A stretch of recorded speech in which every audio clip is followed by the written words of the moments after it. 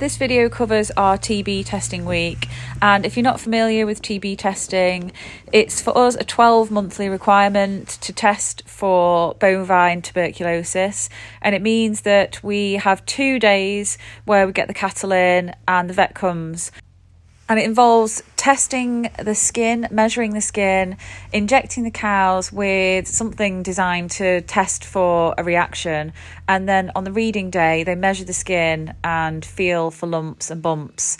And that will indicate whether there is avian TB or bovine TB.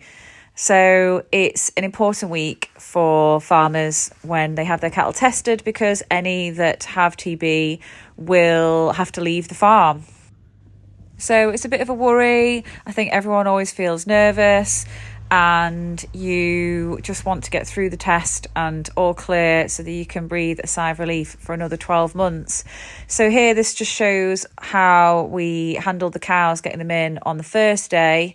They were not the best at coming in. They did make us run around a little bit, but hey ho. And this is the second group. So we've got 2 groups of cows. We've got the cows with the bull and calves at foot. And then we have what I call the young stock. So young heifers and steers.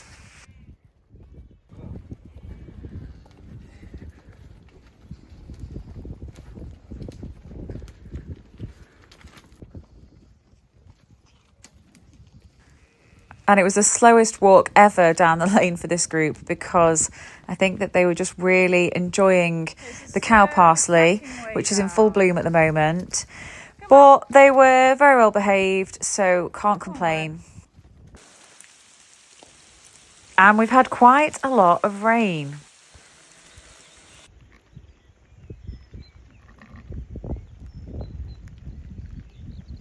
Bit of a miserable and wet morning. I think it's the 14th of May, but I've just come up to check.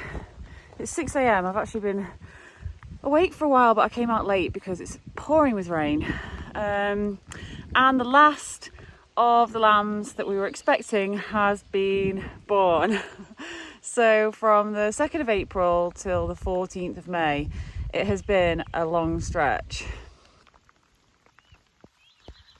There we go. However, despite the last official ewe lambing, this ewe last night surprised us by having a prolapse. So she was marked as being empty. I'm guessing what's happened is she was actually really late. And because she was so late, it just didn't show up on the scan. That's my guess. Because the rams went out on New Year's Day. So that means that really she has up until about the 26th of May to lamb. Today's Thursday, so it is the reading day of the TB test. And it's about 7 a.m. We had a bit of a gloomy start, but the sun's trying to poke through the mist. We've had quite a bit of rain recently. How am I feeling about the TB test? Obviously, I'm feeling nervous, as always. There has been a TB in the area, only about a mile away, so I'm aware of that. There's things with the Highland cows that once we get through the test, we can start to make a bit of a plan for, but I feel like you kind of need to know what's happening with your test before you make all these plans. We are also having the cows scanned today, so we should find out, check that they're in calf, hopefully get an idea of when the calves are due.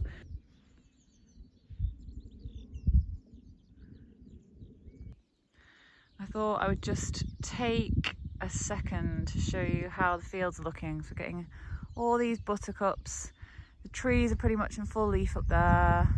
The lovely blossoms on the hawthorn, which make everything look really pretty. And Highlands over there towards Monsell Head in the background.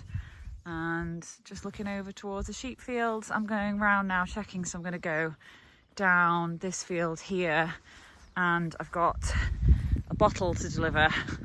This week I've managed to wean 2 of the bottle fed lambs. So started bottle feeding the first 2 on the 6th of April.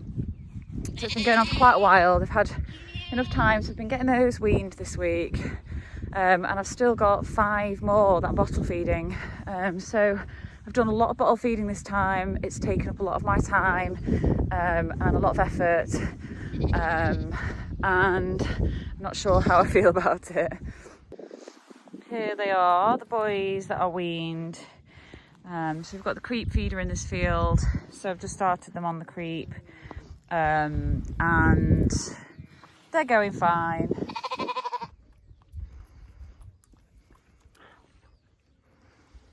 This is the little one. Only about, what, not even 2 weeks old yet, 10 days old.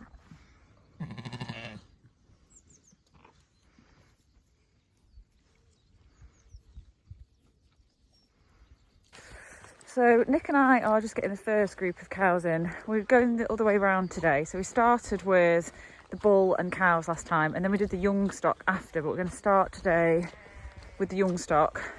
We've got some help coming maybe in about an hour, but we thought we'll get these ones in ready, and then if the vet arrives first before the help, then hopefully we can do these 9 and then get the others in after, because the other day the cows and the bull were a bit more tricky to work with than the young stock. So it's raining, it's just the 2 of us, and I'm hoping that everything's going to be going to plan on this part of the process. So I'm feeling quite nervous.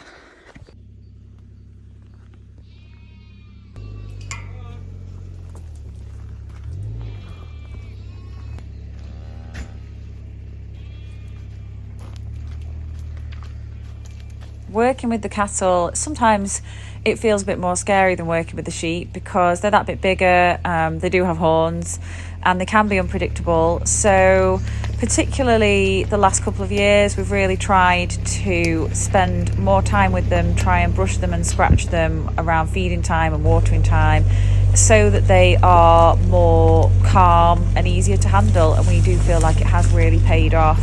So it just makes these days, like TB testing days, go that little bit more smoothly and not be quite so stressful, because the cows are used to having a hand laid on them and used to being touched and handled. Here you go.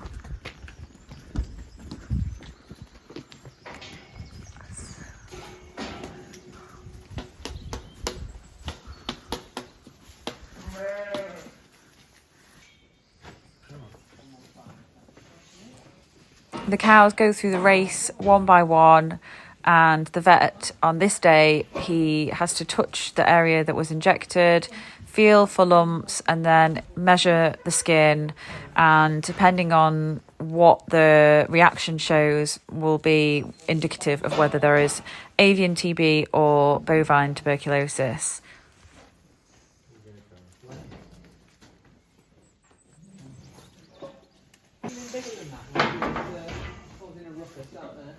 This is 600 127. 127. 600 127. I think. This group were all clear, so we took them back up the field and then head off to get the next lot inside. We did think it was important to try and keep them separate because we have got the bull. And I wanted to keep the bull well away from our young heifers. And if he sort of got smell of them or they got smell of him, we thought we could be in for a more interesting experience.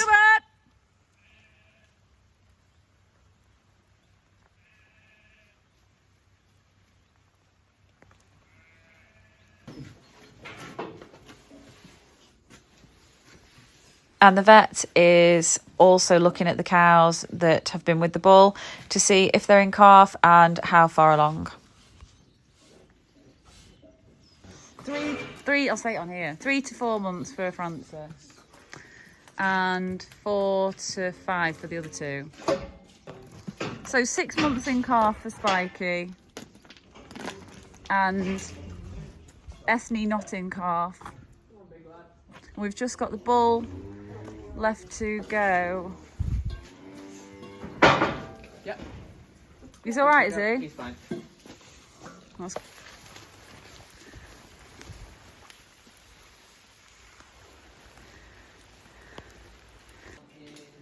So these are the last 2 to go. Good. So it was a clear test. Yes. That's a big relief. I guess the disappointment of the day was that Ethne is not in calf, but it just allows us to make decisions. And she was, she's one of the oldest cows, so naturally she can go and make way for one of the younger ones. So the nice thing is we're going to keep her calf from a couple of years ago, Gwen, a really nice heifer calf. And yeah, she's just like her. So her memory and her bloodline will live on. It's a massive sense of relief. Really, really big sense of relief, a weight off my shoulders. So I've got the cows through a clear test.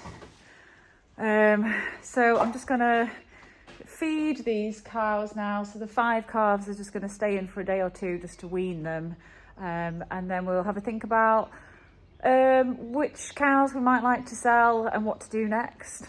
Well, when they're in the shed, you can actually scratch them, can't you? So, They can get used to being inside for a day or two. yeah. So here we do have the ladies that we will breed with in the future. That's going to be the next beef cow.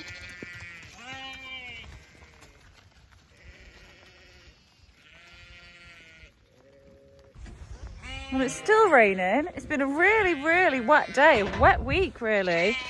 But I will finish there. So thanks for watching, and I'm glad it was a good video, a good story and a good result. Bye.